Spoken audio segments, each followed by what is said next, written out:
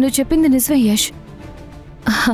నువ్వెప్పుడు బాగా ఆలోచించి కరెక్ట్ డెసిషన్ తీసుకుంటావు. అందుకే నువ్వు నాకు బాగా నచ్చుతావు. Thank you madam. అయినా మీరేంటి మేడం మళ్ళీ వెనక్కి వచ్చారు? సైట్కి నిన్ను కూడా తీసుకుని వెళ్తే బెటర్ అనిపించింది. అందుకే నీకోసం వచ్చాను. ముందు సైట్కి వెళ్ళి ఆ పని చూసుకుని తర్వాత ఇంట్లో డబ్బులు సేఫ్గా దాచిపెడదాం. ఇవ్వు, పద. సచ్చినరా బాబు. ఛై.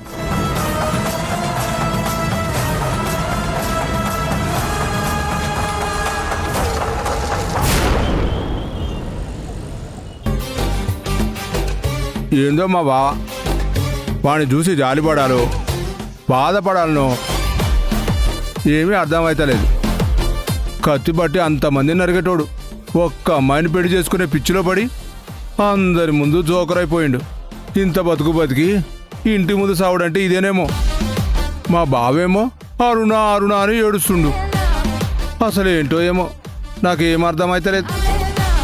అరుణ, నువ్వేనా? కాలేజ్ నుంచి నీ వెనక పడుతున్నా కన్నెత్తి చూసేదానివి కాదు. కాలేజ్ తర్వాత కూడా ఎన్ని మెసేజ్లు పంపించినా నీ నుంచి రెస్పాన్స్ వచ్చేది కాదు. ఈ పోరడెవరు? ఈ కొత్త ఎంట్రీ ఏంది? అలాంటిది నువ్వు నాకు ఫోన్ చేయడం, నాతో ఇలా ఆనందంగా గడపడం, ఇవన్నీ నాకు కలలా ఉన్నాయి. నాకు కూడా ఇదంతా కలలాగానే ఉంది. ఇన్నాళ్ళు నా చుట్టూ చాలా అడ్డంకులుండే. నా జీవితమే ఎటుపోతుందో నాకే తెలవలే. ఇక నీ జీవితంలోకి ఎట్లాగొస్తా చెప్పు?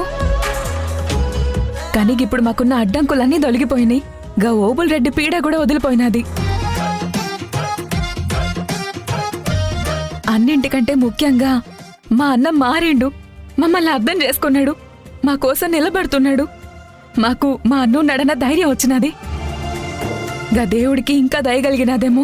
మా అందరి జీవితాల్లోకి గా సింధు మేడని పంపించినాడు. గా మేడం మా అన్న ప్రాణాలనే కాదు మా కుటుంబాన్నే నిలబెట్టినది. మన జీవితాల్ని కూడా నిలబెడతాదన్న నమ్మకం నాకొచ్చినది. మన గురించి చెప్తే మనిద్దరికి పెళ్లి చేస్తది. ఇన్నాళ్ళు నా ప్రేమ గురించి చెప్పలేకపోయినా ఇప్పుడు నీకు చెప్పినట్టే మా అన్నకు కూడా చెప్తా. తనే మా అమ్మను ఒప్పిస్తాడు. మీ అన్న గురించి నువ్వు మరీ ఎక్కువ ఊహించుకుంటున్నావేమో. తన మీద నాకు నమ్మకం లేదు. మా అన్న అప్పట్లెక్క కాదు. ఇప్పుడు కొత్త అన్న మారిపోయినాడు. నేను చెప్తున్నా కదా, నేను పోయి నేనొకడిని ఇష్టపడుతున్నా అన్నా అంటే మా అన్న నా మాటని అర్థం చేసుకుంటాడు, ఒప్పుకుంటాడు. లేదా మా సింధు మాణికి చెప్తాను, తాను మా అన్నను ఒప్పేస్తుంది. మా బావ ప్రేమ పెళ్ళి ఇంకెక్కడైతుంది? ఎర్రి బాగులోడు దీని మీద ఆశలు పెట్టుకొని చీరలు కొన్నాడు, నగలు కొన్నాడు, చివరికి పరువు కూడా పోగొట్టుకున్నాడు. ఇదేమో అప్పుడే లవర్ని సెట్ చేసుకునే పనిలో మునిగిపోయింది. ఇది తెలిస్తే మా బావ ఏమైపోతాడో? పిచ్చోడైపోతాడేమో. మీ అన్న గురించి నువ్వు చెప్తుంటే వినడానికి బానే ఉన్నా కానీ నమ్మటానికే కష్టంగా ఉంది. ఇప్పటివరకు సినిమాల్లోనే చూశాను. ఫస్ట్ హాఫ్లో హీరోలు పచ్చి రౌడీల్లాగా, హీరోని ఎంట్రీ తర్వాత సెకండ్ హాఫ్లో పచ్చి సాధువులా మారిపోవడం. మీ అన్న మారితే బయట చూడడం అదే మొదటిసారి అవుతుంది. నువ్వే అన్నావు కదా హీరోయిన్ ఎంట్రీ తర్వాత అని. మా అన్న జీవితంలో కూడా గా హీరోయిన్ ఎంట్రీ అయింది మరి. అందుకే మారిండు. నువ్వు చెప్పేది నిజమే అయితే నేను పోయి ముందు సింధు మేడంని కలుస్తాను. నువ్వు తన్ని కలవాలే. ఫైర్ బ్రాండ్ తెలుసా? ఓబుల్ రెడ్డితోనే కండ్లంలో కండ్లు పెట్టి మాట్లాడి బెదిరించొచ్చినది. అలాంటి ఆవిడ్ని నువ్వు చూసుండవు. అవునా? అయితే మన పెళ్లి కన్ఫర్మ్ అన్నమాట. అబ్బాబ్బాబ్బా, ఏం నవ్వుతున్నావే? మా బావ వచ్చినప్పుడేమో ఏడు మొహం పెట్టుకుని ఉండేదానివి. ఇప్పుడు ఇక్కడి నుంచి ఇక్కడి వరకు పళ్ళన్నీ కనిపించేటట్టు నవ్వుతున్నావు కదా.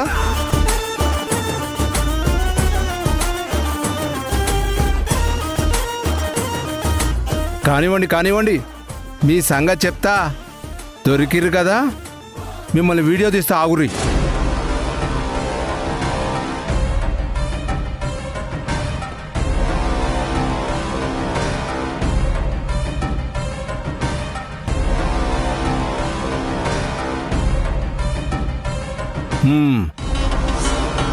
ఇది తీసుకెళ్ళి మా బావకు చూపిస్తా.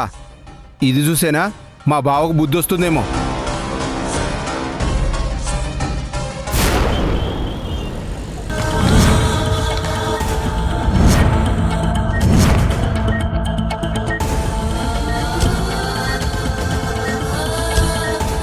మనకి కిరికిరి ఏదేమైనా సరే ఈ పైసలు ఎట్టైనా సరే కొట్టేసేయాలి. కనీసం ఇవి కూడా చేయించుకోకపోతే మనం వేస్ట్ రా కాశిగా.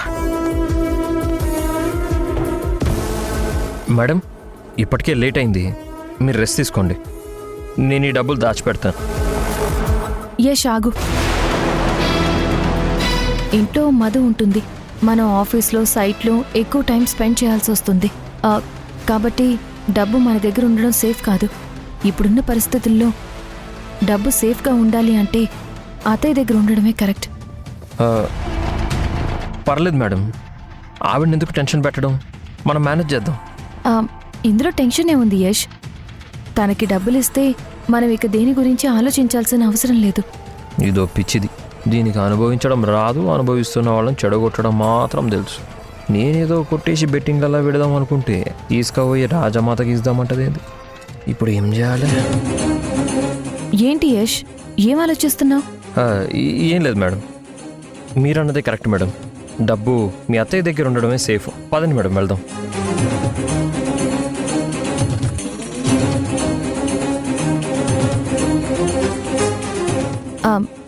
అత్తయ్య,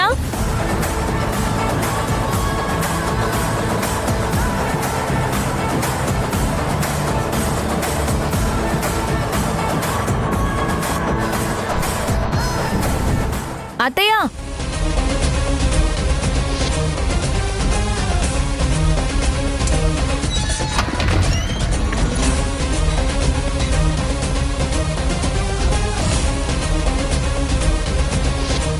ఏంటి సింధు? ఇందులో 3 కోట్లున్నాయి అత్తయ్య.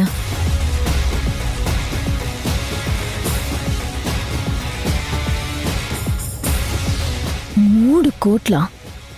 దీనికోసం ఎంత తిరిగాను. చివరికి అత్తయ్యని కిడ్నాప్ చేసే వరకు వెళ్ళాను. ఎంత చేసినా ఒక్క పైసా కూడా దొరకలేదు. ప్రాజెక్ట్ వర్క్ కోసం అప్పుడప్పుడు మనకి లిక్విడ్ క్యాష్ అవసరం అవుతుంది అత్తయ్య. ఆఫీస్లో పెట్టడం కరెక్ట్ కాదు అని యష్ చెప్పాడు. మా దగ్గర ఉండడం సేఫ్ కాదు, అందుకే మీకిస్తున్నాను. చూస్తావేంటి యష్, బ్రీఫ్ కేస్ అత్తయ్యకివ్వు.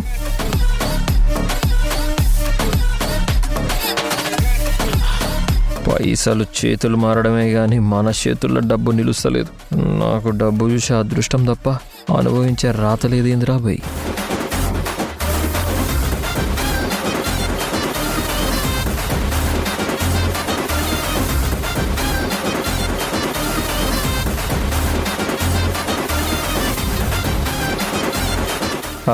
డబ్బులు జాగ్రత్తమ్మా. డబ్బు నేను జాగ్రత్తగా చూసుకుంటాను. మీ ఇద్దరూ ఇలాగే ప్రాజెక్టు పనులు జాగ్రత్తగా చూసుకోండి. మీ ఇద్దరూ ఇలా కలిసి పనిచేస్తుంటే నాకు చాలా సంతోషంగా ఉందిరా. నాకిక దిగులే లేదు. ఈసారి మన ప్రాజెక్టు పనులు ఎటువంటి ఆటంకాలు లేకుండా చేస్తారు అని నాకు నమ్మకం కుదిరింది. మీ ఇద్దరూ ఇలా ఒకే మాట మీద ఉంటే ఇక పనులు ఆగవు. ఇది పూర్తయ్యే వరకు మీరిద్దరూ ఇలానే ఉండాలి. అర్థమైందా?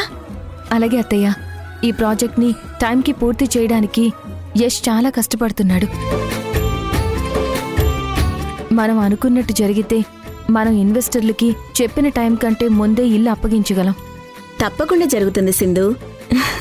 నువ్వు యష్ కలిస్తే ఖచ్చితంగా జరిగి తీరుతుందసలా.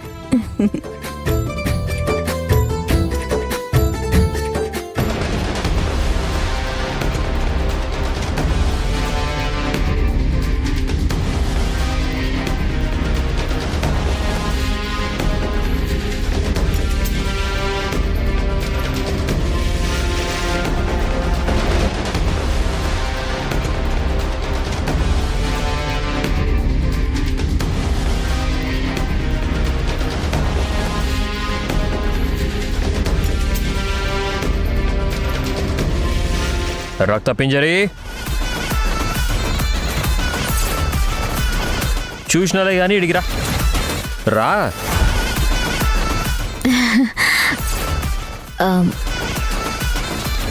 ఏంటి యష్? మొత్తం చూసినావులే. ఇప్పుడు ఆ పైసలు ఎట్లా కొట్టేయాలో ప్లాన్ చేస్తావా? ఏం మాట్లాడుతున్నావు యష్? ఆ డబ్బు నేనెందుకు కొట్టేస్తాను? నిజంగా కొట్టేవా? మన ఇంట్లో డబ్బు నేను కొట్టేయడమా? నేనే కొట్టాను. డబ్బులు కొట్టేవే గుడ్ల గోబ మొహం దానా. ఏం మాట్లాడుతున్నావు యష్? నేను మాట్లాడింది కరెక్టు, నువ్వు విన్నది కరెక్టు. ఎల్లిగా పైసలు కొట్టేసాయి.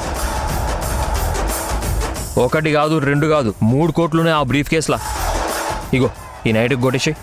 కావాలంటే నేను కూడా నీకు హెల్ప్ చేస్తా. డీలా? అది కాదు యష్. ఏది కాదు? ఎంతసేపు ఆడజూడు ఈడజూడు కాదు, పైసలు దొంగతనం చేయడం కూడా నేర్చుకో. గా బ్రీఫ్ కేసు దొంగతనం చేసి తీసుకురా, ఇద్దరం పంచుకుందాం. సమజైందా? కనీసం ఇదైనా చక్కగా చేస్తావు. వీడికి ఖచ్చితంగా పిచ్చి పట్టింది. ఏదేదో మాట్లాడుతున్నాడు. లేదంటే నన్ను దొంగతనం చేయమని చెప్పి రెడ్ హ్యాండెడ్గా అత్తయ్యకి పట్టించి తనతో కొట్టించారని ప్లాన్ చేస్తున్నాడు. అమ్మో, వీడి జోలికి వెళ్ళను, ఆ డబ్బు జోలికి వెళ్ళను. ఏయ్ తిక్క మొహం దానా, ఏం సోచాయిస్తున్నావు? అర్థం కాలేదా? నువ్వు ఇదంతా కావాలనే చేస్తున్నావని నాకు అర్థమైంది. అసలు ఎప్పుడైనా కన్న తల్లి దగ్గర దొంగతనం చేయమని చెప్తారా? నువ్వు చెప్తా నేను వినాలా? నన్ను వెర్రి వింగల పని చేస్తున్నావు. నిన్నొకటి చేయాలనా? నీకు దురదృష్టం అంటి పెట్టుకున్నట్టు బ్యాక్ పాకెట్లోనే ఉంటుంది. అదృష్టమేమో బజార్ దాటి ఏడో ఉంటుంది. నిన్నెవడు బాగు చేయలేడు. నీ సావు నువ్వు సావు, నా సావు నేను చస్తా.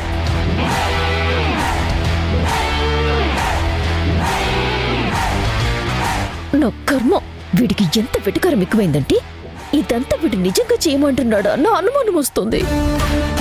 నేను తెలివైన దాన్ని కాబట్టి వీడి బుట్టలో పడలేను. ఇంకెవరైనా అయితే ఇరుక్కుని పోయేవారు.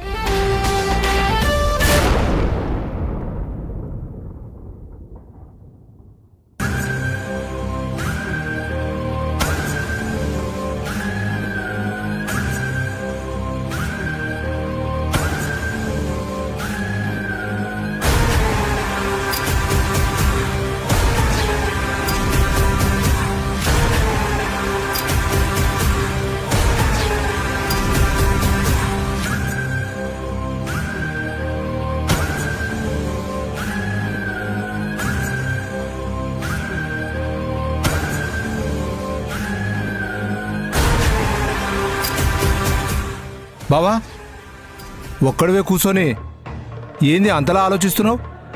ఇసిగించకురా బంతి, సిరాక్లా ఉన్నా నరికి పడేస్తా. ఆ నరికేదేదో నీ మెడ మీద కత్తి పెట్టిందని నరకు.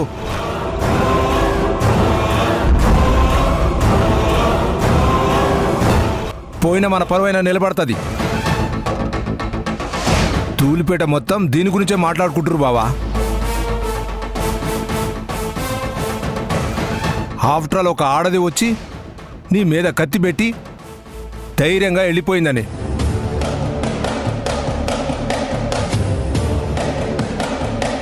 నువ్వేం పీకలేకపోయినావని అనుకుంటుర్రు. పులి లెక్క తిరిగేటోడివి, పిల్లి లెక్క ఈ 4 గోడల మధ్య ఉండిపోతివి. ఇక నువ్వు పీకేది ఏమీ లేదని ఊరందరితో పాటు ఆ ఆడపిల్లలకు కూడా తెలిసిపోయింది.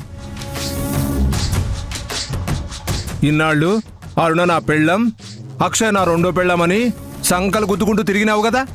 1+1 ఆఫర్ ఉందని ఊరంతా చెప్పినావు. ఇప్పుడు ఊరందరి ముందు ఆ ఆడపిల్లలు దర్జాగా తిరుగుతుంటే నువ్వు ఇలా ఒంటరిగా కూర్చున్నావు. నీకు దిమాగ్ తిరిగే కొత్త విషయం చెప్పమంటావా బావా?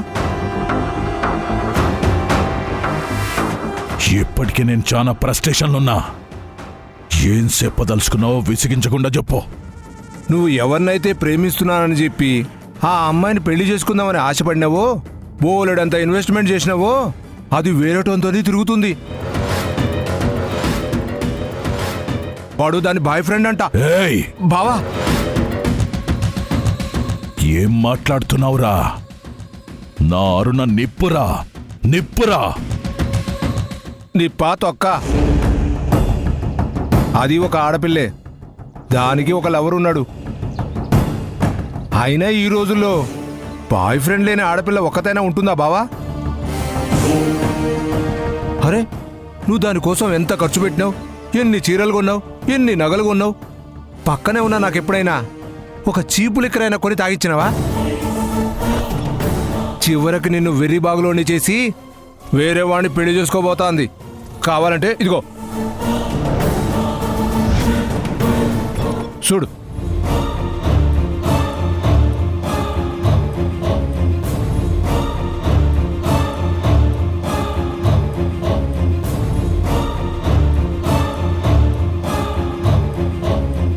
ఏడ పోగొట్టుకున్నామో ఆన్నే ఎత్తుకోవాలి.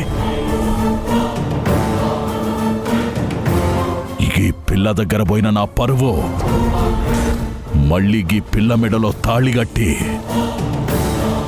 తూల్పెట్టల తలెత్తుకొని తిరుగుతా.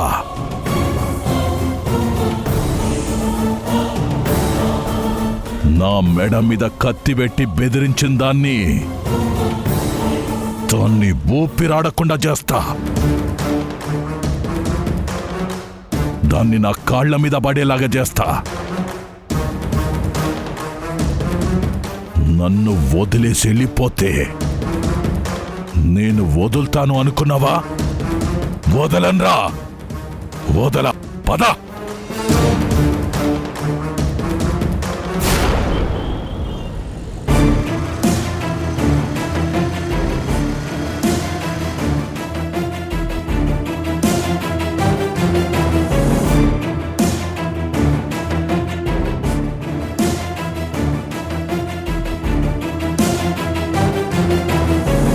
బాయ్.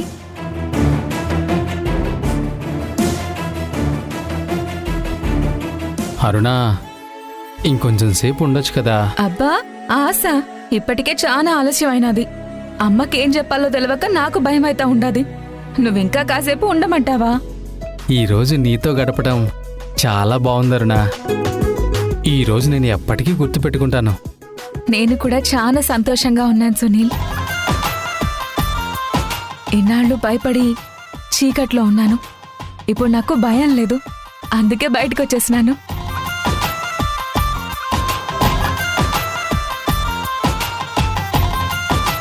చూసినావా బావా, అది ఇప్పుడు నీకు భయపడటం లేదంట, వెలుగులోకి వచ్చేసిందంట. అరే, నీ బతుకు గిట్లయిపోయింది బావా. ఇది చూసిన తర్వాత కూడా నీకు ఎట్లా బతకాలనిపిస్తుంది బావా? నేనైతే నీళ్లు లేని బావిలోకి దూకి చచ్చిపోయేటోండి బావా. రేయ్, నేను సచ్చే రకాన్ని కాదురా, సంపే రకాన్ని. దీనికేం తక్కువ లేదు. అక్కడ ప్రేమ జంట ముచ్చటగా మాట్లాడుకోను చూసినావుగా. ఇక పోదామా?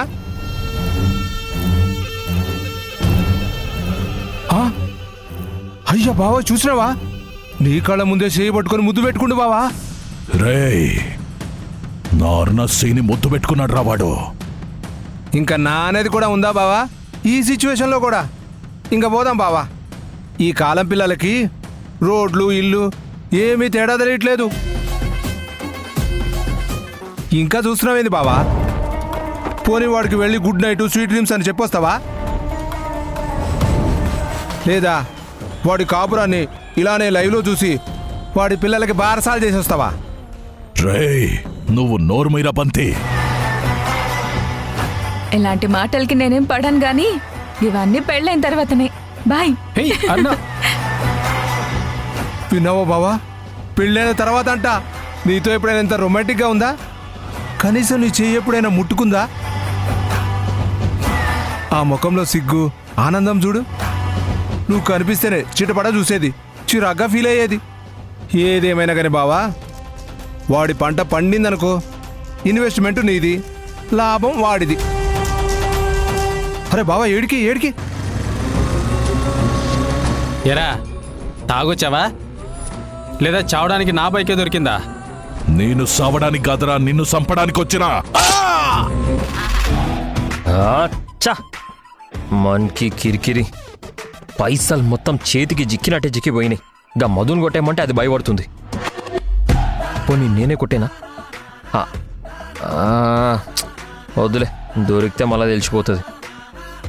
గా పైసలు నాయి. వాటిని తెలివిగానే లేపేయాలి. లేపేస్తా. యష్,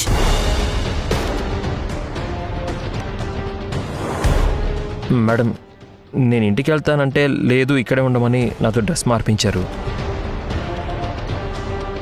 నాకు మా చెల్లెళ్ళు గుర్తొస్తున్నారు మేడం. ఇంకొకసారి ఆలోచించండి మేడం. నేను వెళ్ళి తోడుగా ఉండాలి మేడం. నేను వెళ్తాను మేడం. కావాలంటే మళ్ళీ పొద్దునే వచ్చేస్తాను మేడం. నువ్వు ఇలా టైం కాని టైంలో ఇంట్లో నుంచి బయటికి వెళ్తే అత్తయ్య వాళ్ళకి అనుమానం వస్తుంది. ఈ రోజుకి నువ్వు ఇక్కడే ఉండి యష్, ప్లీజ్ యష్. ఈడున్నది నీ యష్ అయితే ఎంత బతిమలాడుకుంటున్నావే సింధు. గదే ఆ కాశీగాడైతే పోయి పక్క గదా వండుకో, నా బెడ్ కూడా తాకొద్దని మస్తు చిరాకు పడుతుండేను. మొగుడంటే ఎంత ప్రేమనే నీకు. ఏంటి యష్ ఆలోచిస్తున్నావు? సరే మేడం, మీరు ఎంతగా చెప్తున్నారు కదా, మీరు లోపల పడుకోండి, నేను వెళ్ళి బయట పడుకుంటాను. నాన్నా, నువ్వెందుకు బయట పడుకుంటావు? ప్లీజ్ మాతో పడుకో నాన్నా. నేను అలా పడుకోలేనమ్మా. ఏ నాన్నా? ఎందుకని పడుకోలేవు? ఎందుకంటే ఏం చెప్తాను రయ్యా, మీ అమ్మకి నా వైబ్రేషన్ తెలిసినా నేను కాశీనని కనిపెట్టేస్తుంది. నా బాధ నాది, నా తిప్పాలు నాయి.